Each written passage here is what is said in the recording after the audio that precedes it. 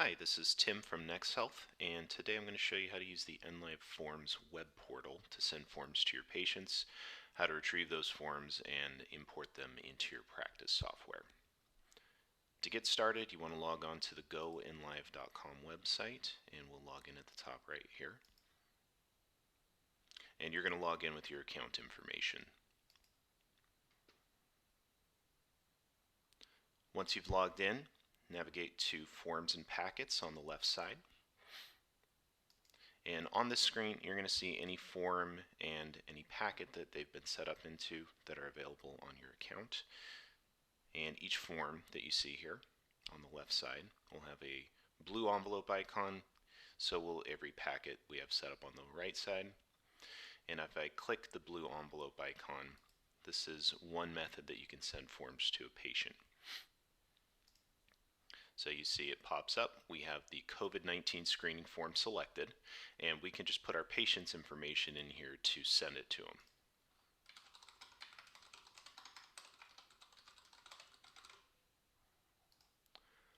Once you've put your patient's information in, if you put an email address, it's going to email this out. If you put a cell phone number, it's going to text it out. You can do both if you'd like. And you need to make sure you pick a due by date on the left side here. So if I click here, I can pick a day that these forms are due back by. It's going to let this patient know this date and tell them this is when the forms are due. If you'd like to change the message that you're sending to them, you can do it with this drop down here. The instructions box, you can type in a message that will go into the email that's sent out if you do send it out that way. The SMS message box will replace the text message with other text. So this is the default here, and you can change it to something else, which updates in real time. At this point, I can still manipulate the forms that I'm sending out. So if I remove this form here, I can click here.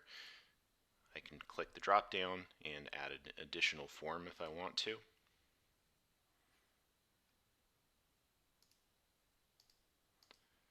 For today, I'm just going to send out the COVID screening form though.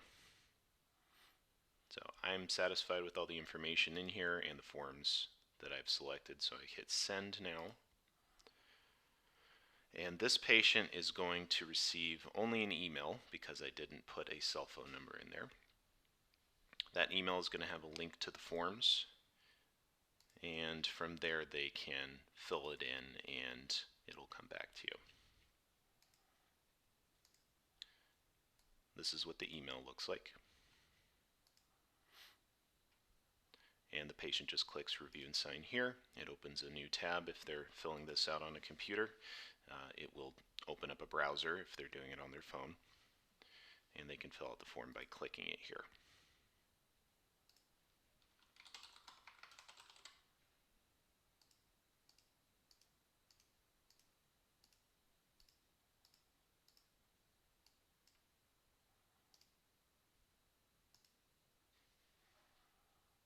Once the form's complete, the patient will see this screen, and if you happen to be logged into the site, you'll also get a notification there.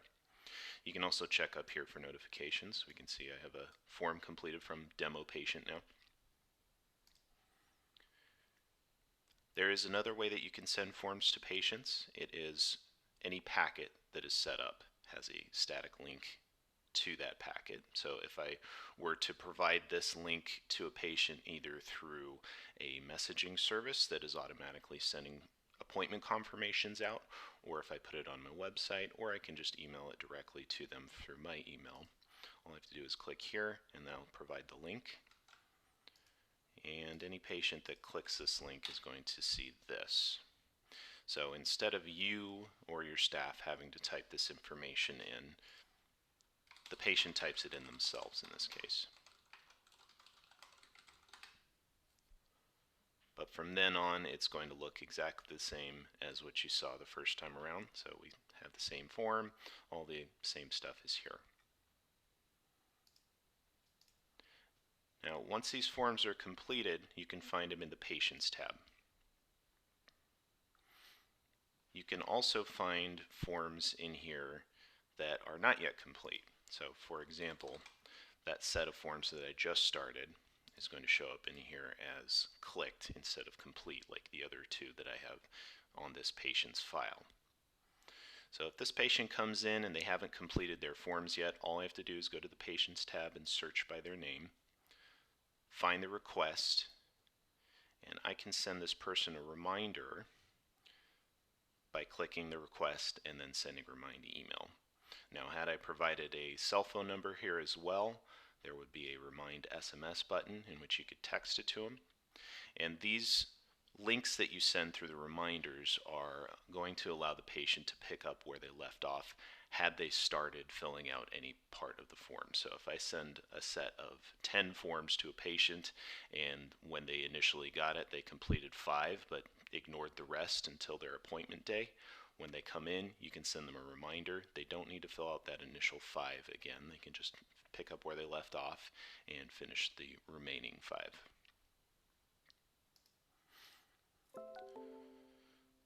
Now, once the forms are completed, you can import them into your practice software. Today I'm going to show you how to do that specifically in Dentrix, but I'll mention how it's done in other practice softwares as well. So we just, once again, we'll find the patient in here. I'm going to refresh this page.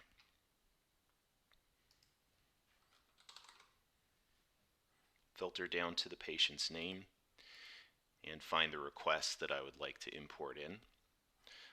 I'm going to import this other request in which has more forms in it.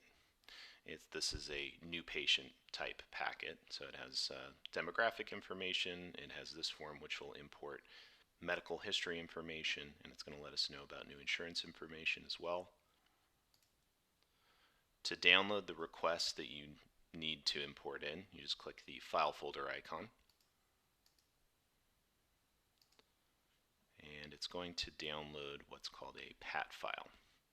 Now this PAT file can be read by any computer that has the software you see down here installed on your PC. So if it's installed, it should be able to read these files, which will allow us to import the information and the forms themselves into the patient's file in your practice software. Once that's done generating, you just click the PAT file.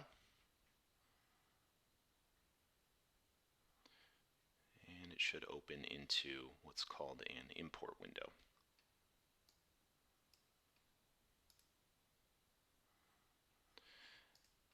Now again, today I'm importing into Dentrix, but this works very similarly on Easy Dental, on Practice Web, Open Dental, and EagleSoft.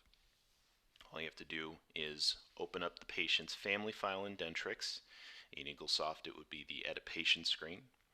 In Easy Dental it would be selecting the patient and opening the patient's module. In Open Dental you would select the patient. It does not matter what screen you're on.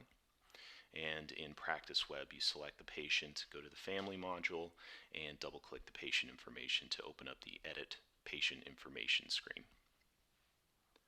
So as long as the correct screen is up, I can hit Import All here, and it's going to import all this information into this patient's file and put these forms into the document manager for the practice software you're using.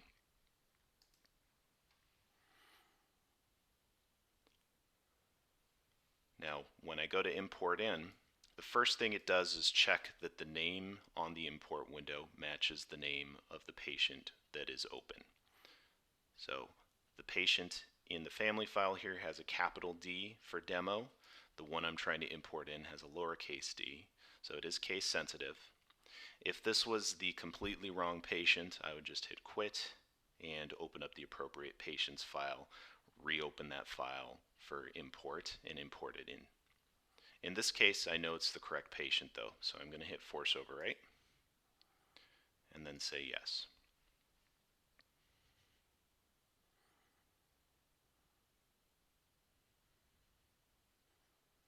We get a summary window when the patient's information and forms have been imported in successfully, and that'll have up to 3 sections to it depending on what was imported in. In this case today, we imported forms that have insurance information on them. So if you look in the manual changes section, that is all insurance information.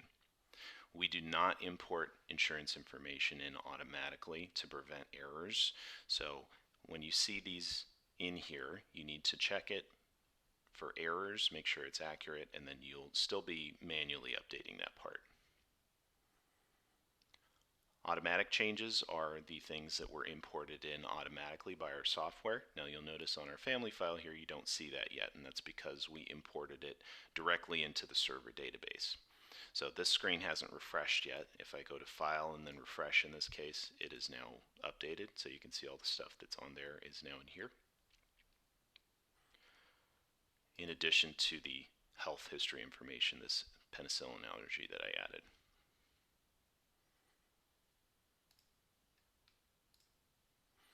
And then finally, of course, the forms went into the document center for Dentrix. Again, it would be different for different practice softwares. So Smart Docs for EagleSoft, Documents for Easy Dental, etc. But you can see they're all in here, and I can view them just like this. And it should look basically like what the patient originally filled out. I hope this video has been helpful. If you have any support issues for the Enlive product, please call 800-781-9984, and we'll talk to you soon.